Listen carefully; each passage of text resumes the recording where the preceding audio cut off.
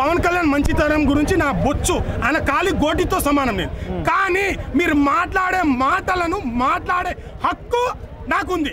మీ ఫ్యాన్స్కి ఎలాగైతే హక్కు ఉందో నాకు కూడా ఒక నా హీరోగా మీకు పవన్ కళ్యాణ్ దేవుడు అయితే నాకు అల్లు అర్జున్ దేవుడు. మీ దేవుడిని నేను ఎక్కడ విమర్శించట్లేదు, మాటకు మాట సమాధానం చెప్తున్నా. 100% చెప్తున్నా. పవన్ కళ్యాణ్ ఫ్యాన్స్లో 20% ఫ్యాన్స్ ఇప్పటికీ చికెట్ ఫెలో అన్నట్టుంటారు. ఎందుకు తెలుసా?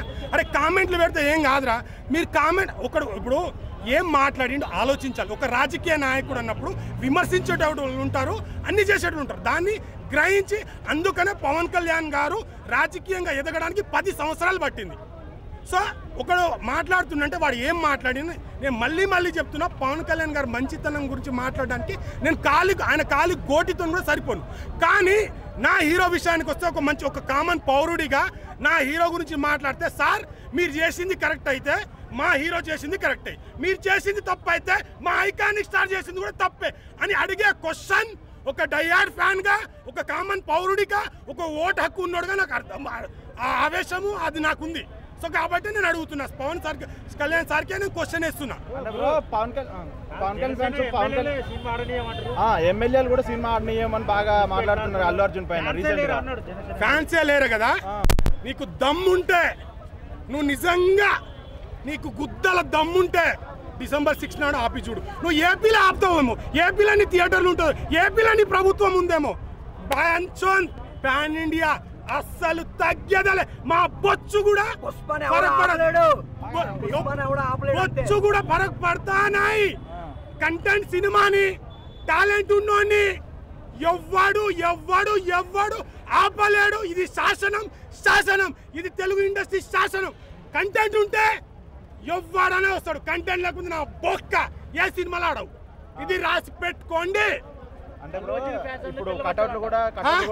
అల్లు ఫ్యాన్స్ అందరు పిల్ల బచ్చాలు అయితే మీ అమ్మ నాన్నని అడగండి, మీరు స్కూల్కి పోయి రాలేదా, లేకుంటే డైరెక్ట్ జాబ్ ఇచ్చిందా మాకు అని అడగండి. వాళ్ళ క్వశ్చన్ ఇదే.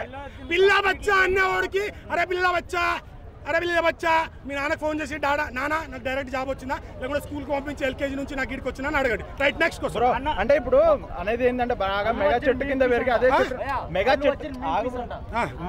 చెట్టు కింద పెరిగి అదే మెగా చెట్టు నరకాలనుకుంటున్నాను, అది బాగా ట్రోల్ అవుతుంది. అయితే అల్లు రామయ్య చెట్టు కింద వచ్చి వాళ్ళ కొడుకులనే తొక్కాలనుకుంటున్నా నేను అన్నట్ట. అంటే ఎవరు మెగాస్టార్ అంటున్నారా మీరు? మెగాస్టార్ ఎవరైతే వాళ్ళు అంటున్నారో వాళ్ళకి నేను అంటున్నా. నేను మళ్ళీ చెప్తున్నా, మెగాస్టార్ గారిని కానీ, పవన్ కళ్యాణ్ గారు కానీ, రామ్ చరణ్ అన్న గారు కానీ వ్యక్తిగతంగా వాళ్ళ మంచితనం గురించి మాట్లాడే నాకు లేదు ఇప్పటికి చెప్తాను. బట్ మా హీరో పరంగా క్వశ్చన్స్ వస్తున్నాయి కూడా చెప్తాను. ఆవకాయ పీసో మిమ్మల్ని రాడ్దింపే పీసో డిసెంబర్ 6 నాడు చూపిస్తాం. అంటే కావాలనే వాంటెడ్ గా మనం మాట్లాడడానుకోవచ్చు ఐ రిలీజ్ ఈవెంట్ లో, లేదంటే అన్ఎక్స్పెక్టెడ్ ఎలా మాట్లాడడానుకోవచ్చు.